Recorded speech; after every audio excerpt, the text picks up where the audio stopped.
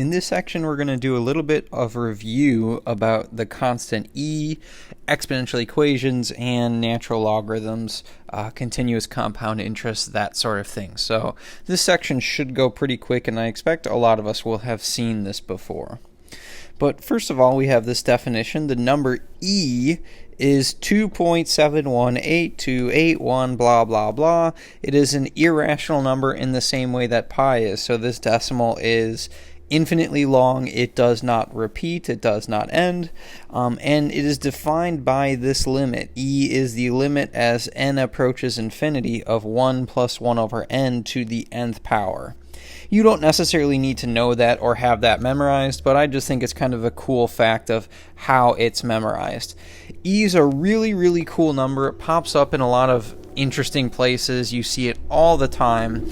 And fun fact, E is my second favorite number, so it's a pretty cool number.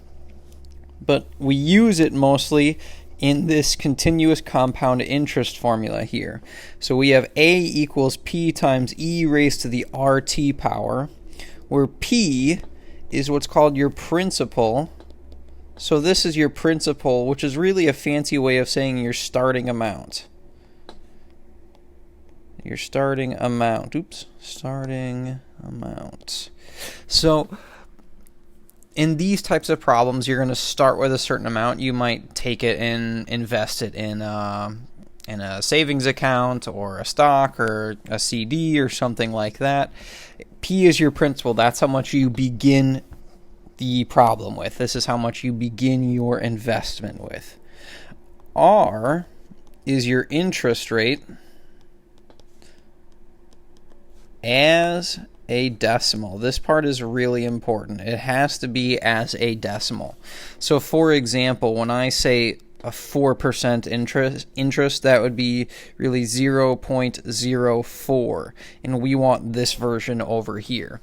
So you can either think about it as taking the decimal place right here and moving it to the left by 2 spots, or you can take 4 and divide it by 100. That will also get you 0.04. However you want to think about it, that's up to you. But we will be using the decimal form here. If you just use 4%, we will get the wrong answer. T is the amount of time of your investment in years. So this is how long I leave the investment alone for. So I will take a bunch of money, I'll put it in an account, and then I'll just leave it for, say, 2 years or 3 years, however long. A then is the amount, or let's say this. Let's say A is the account value. The account value after T years. So if T is 2, then this is the amount, or the account value, after 2 years. So most of the time, using this formula, I think, is relatively straightforward. Let's just look at this example here. I have Provident Bank offers a CD that earns 1.64% compounded continuously. If $10,000 is invested in the CD, how much will it be worth in 10 years? So, okay, I want to, first of all, think about what information was given to me. So I know I have this interest rate of 1.64%. So R is 1.64%, but remember, I don't want 1.64%. I don't want it as a percentage. I want it as a decimal. So the way I can find that is I can either take that decimal place right here and move it to the left by 2 spots, or I can divide 1.64 by 100. In either case, I'll end up with 0.0164 as my interest rate here. What else do I have? Well, I have a $10,000 initial investment. That sounds an awful lot like my starting amount. So P is 10,000. And I would like to know how much it will be worth in 10 years. So my T, I'm going to leave that account alone for 10 years. And I want to know how much is the account worth. So at the end of the day, what is A when it's all said and done? So I can just take all this information here and plug it into my continuous compound interest formula. So that was A equals P times E raised to the RT. So A equals P, that is 10,000.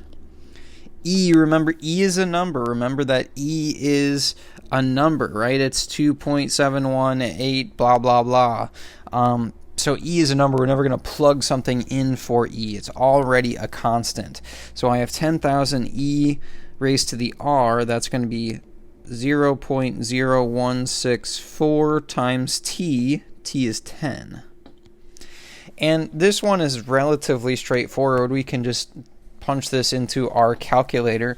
Here we will need either a graphing calculator or a scientific calculator of some kind. So let me crunch the numbers here real quick. Times 10,000. I ended up with $11,782, and then you have this long decimal at the end, but since we're talking about dollars and cents, we want to go ahead and round it to 2 decimal places, so we'll say 0.14. So I have $11,782.14. So here is the amount after 10 years. So if I take $10,000, invest it at this interest rate, leave it alone for 10 years, I'm going to walk away with $11,782.14. So this formula really not too bad to use. I expect a lot of us have seen it before, but if not, this is one that we will have to know. Continuing on, so we've talked about E, we also need to talk about logarithms, and in particular, natural logarithm. A natural logarithm is a logarithm base E. So in other words, natural log of x, the way we denote natural log is we say ln. Why it's ln and not nl, I have no idea. But natural log is really log base E of x.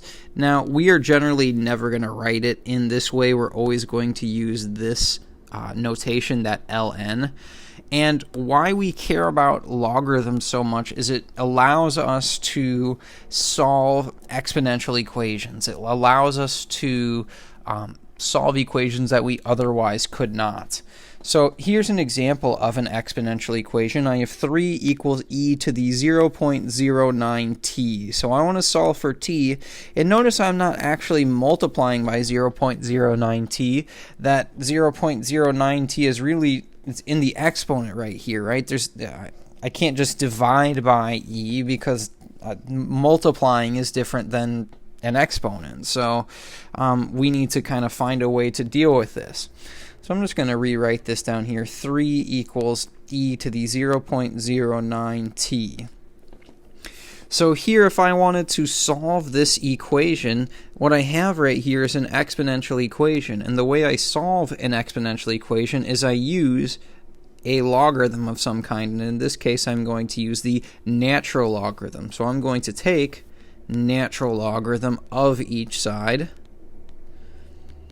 And on the right-hand side, natural log and e, these two are sort of opposites. I said up here natural log is sort of the opposite of e. That's not quite the case, but I think it helps to understand when we're solving equations.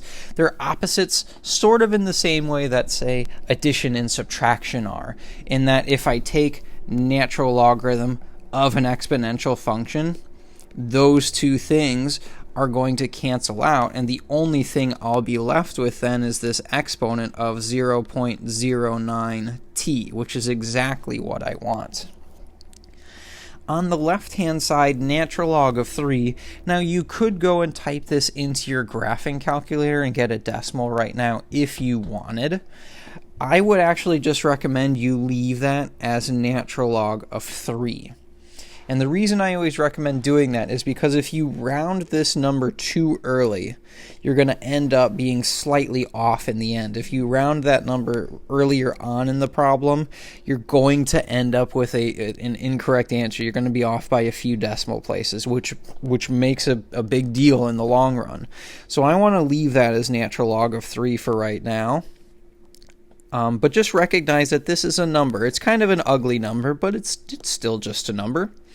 So okay, if I want to solve this equation, I need to get rid of 0.09, so I'm going to divide both sides by 0.09, divide by 0.09, so I have t is equal to natural log 3 divided by 0.09. So you could, if you wanted to, leave your answer just like this and say that's my solution, and that's an exact answer. That's actually probably how I would prefer that you leave your answer. But if you wanted to give a decimal approximation, let's say if maybe we're talking about well, here we would probably be talking about years. So in this case, I would want to say, okay, this is approximately equal to, and here I'm going to type this in. Now be careful if you're using a graphing calculator, because when you type this into the graphing calculator, when you see natural log, you've got a natural log button on the left-hand side if you're using a TI-83 or a TI-84. Natural log, and then it'll automatically open a parentheses right here. So we say, okay, natural log of 3. You need to make sure that you close that parentheses, because otherwise, if you don't, you're going to divide by 0.09, and it's going to think you want to take natural log of this whole thing. But 0.09 is not inside of the natural logarithm, so we need to make sure that we close this parenthesis. So this is just like a quick note of typing this in your calculator if you're using a graphing calculator. My guess is if you're using a scientific calculator, if you're using a slightly less complex one, you're still going to run into the same issue. You still need to make sure that you close that parenthesis. So then, all right, I've got natural log of 3 divided by 0.09, and I end up with 12 points, and then it just depends on how many decimal places we want. We'll go ahead and round to 2 decimal places here. 12.21 would be my value for t. So here is my exact answer along with an approximate answer of 12.21. What's nice about the natural logarithm is it allows us to solve equations that we otherwise could not. So here it says, using the CD from example 1, how long will it take for the account to be worth $10,000? And I think that's actually, let me just double check. That's how much we started with, so let's change that number. Let's say, how long will it take the account to be worth, I'm just going to make up a number. How about $12,000? So as everything from example 1 is carrying over to this example here. So everything should apply. So my interest rate, that's still going to be the same. My starting amount, P, that's still going to be the same. T, no, T is the number of years, though. That's actually not going to carry over, because if I look, it said, how long? I want to know a value of time. So let's write down what we know. We know that P is 10,000. And we know that the interest rate R, we said that was 0.0164 earlier. T, I don't know what T is. That's what I'm trying to find out. I would like to know about how many years. So the only other thing I'm left with is A, and A is the amount that I want to end up with. Well, I want to end up with $12,000 at the end of this problem. So that means my A is going to be $12,000. So if I take everything that I have, all of this information that I've just laid out right here, and plug it into my compound interest formula, I'll have 12,000 equals 10,000 e raised to the 0.0164 times t power. And t is my variable here. This is what I'm trying to find. That's what I'm trying to look for in this problem. So I can't jump in and just start taking natural log because of this 10,000 right here. If I want to use natural log to get rid of an exponential equation like we have here, I need to get rid of any factors, anything I'm multiplying outside of that e, anything I'm adding outside of that exponential equation, or dividing or multiplying or dividing. So here I'm multiplying by 10,000. I need to get rid of that first. So I'm going to divide both sides by 10,000. So let's see, on the right hand side these two should cancel, e to the 0.0164t, and on the left hand side I should have 1.2, yep, 1.2. And now, and actually let me rewrite this just so that I've got enough room. So 1.2 equals this. Now that I have just e raised to some power all by itself, now I can go ahead and take the natural logarithm of both sides. So now I'm going to take a natural log of each side. On the right hand side, natural log and e, remember those are inverse operations. They kind of undo each other. They cancel each other out. So I'm left with 0.0164t.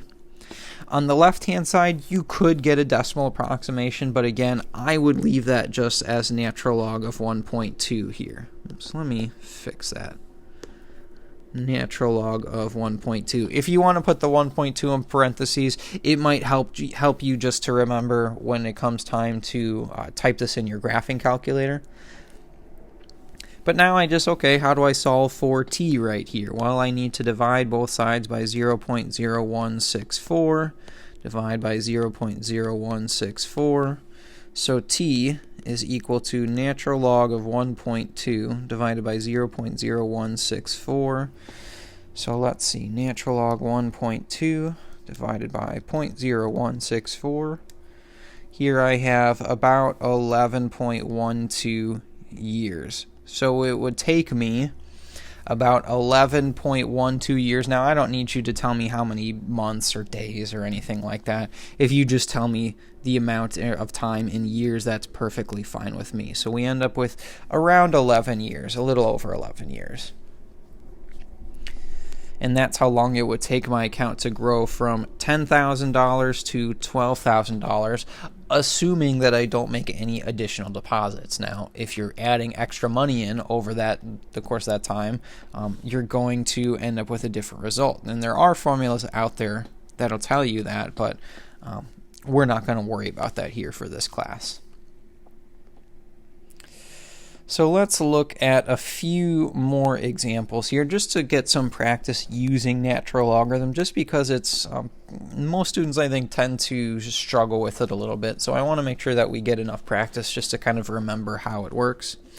Here I want to know how long it will take an investment of $10,000 to grow to $15,000 if it's invested at 9% interest compounded continuously. So let's think about what we know here. We know that my principal, my starting amount, I'm starting again with $10,000. My interest rate, R, is 9%, but again, I want that as a decimal. So you can take 9% and move the decimal to the left by 2 spots to get 0.09, or you can take 9 divided by 100. Either case, you're going to end up with 0.09. This $15,000, this is how much I want to end up with, so I know that that's my A. A is $15,000. And T, that's what I'm looking for. It says, how long will it take? So I want to know the amount of years it's going to take me. So I can take all this information that I have, plug it into my my continuous compound interest formula. So 15,000 equals 10,000 times e raised to the 0.09 t power.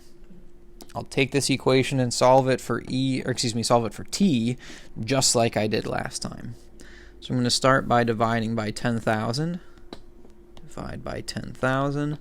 On the left-hand side, those two should cancel. I've got e to the 0.09 t power.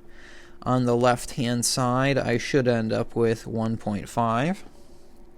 And now I say, okay, how do I undo this exponential equation over here? How do I undo that e to the 0.09t?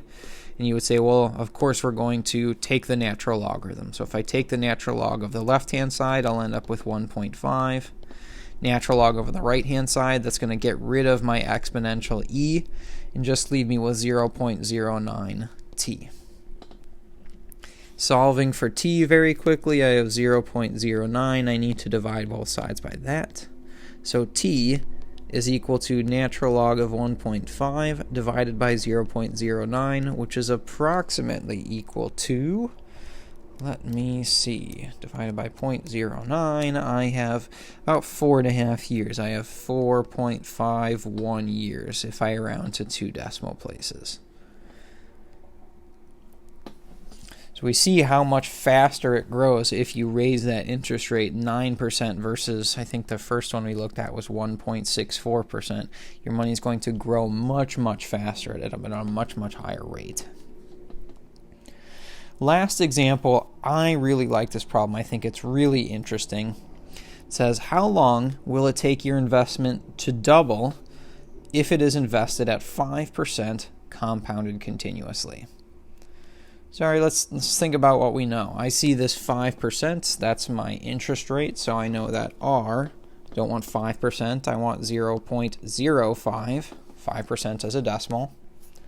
And it looks to me like we don't really have any other information. They didn't really give us a whole lot to work with here. So when I ask this in my face-to-face classes, I'll say, okay, well, what do we think? So first of all, it says how long, so that gives me a clue that, oh, I'm solving for t at the end of this, so okay, I'm solving for t, which means I should be able to come up with a principal, a starting amount, and I should be able to come up with an ending amount. So, all right, sometimes I'll get students that will say, okay, well, is P 10,000? Because that's what we've been working with a whole bunch. Say, okay, well, if P is 10,000, what does that make A? A is 20,000 then, right? Because I want to double my amount. And that would absolutely work. So you could use 10,000 and 20,000. You could use x and 2x since we weren't given a starting amount. But I know that however much I start with, I want to end up with double that.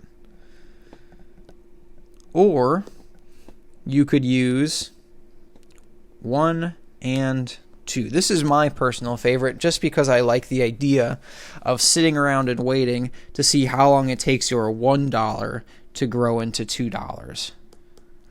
I always pretend and joke that like I'm really hungry and I want 2 spicy chicken nuggets from Wendy's instead of just 1, so I need to see how long it's going to take me because I'm lazy and I don't actually want to do any work for my extra dollar. I don't want to go looking in the couch cushions or anything like that. But any of these will work just fine for you. If we take this information and plug it in, A is 2 equals 1 e to the r 0.05 t. We solve this equation for t. So 1 times e, I don't really like the way that's written. I'm just going to write that as 2 equals e to the 0.05 t. I think that's a little bit nicer to work with because now I see, okay, I don't have any factors on that right-hand side. I don't really need to do anything. I can just go ahead and take the natural log of each side. Natural log of 2 equals 0.05 t. Simply divide by 0.05, 0.05. So I have t equals natural log of 2 over 0.05. Which, let's see what that is. Natural log of 2 divided by 0.05 gives me 13.86. So 13.86 years. It's going to take me 13.86 years to let my $1 grow into $2. So I just really hope that the spicy chicken nuggets are still around at Wendy's by the time we are all done. And just to show real quick that you could almost choose whatever you want. You can kind of choose whatever you want for P and then just double that value for A. So really quickly, just to show that you would in fact get exactly the same thing, if I used P equals, let's say P equals 10,000 down here, and A would be 20,000 then, double that.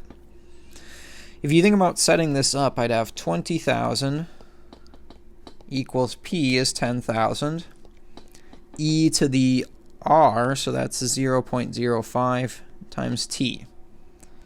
Well, what would my first step be? My first step would be dividing both sides by 10,000. I've got to get rid of that. So divide by 10,000.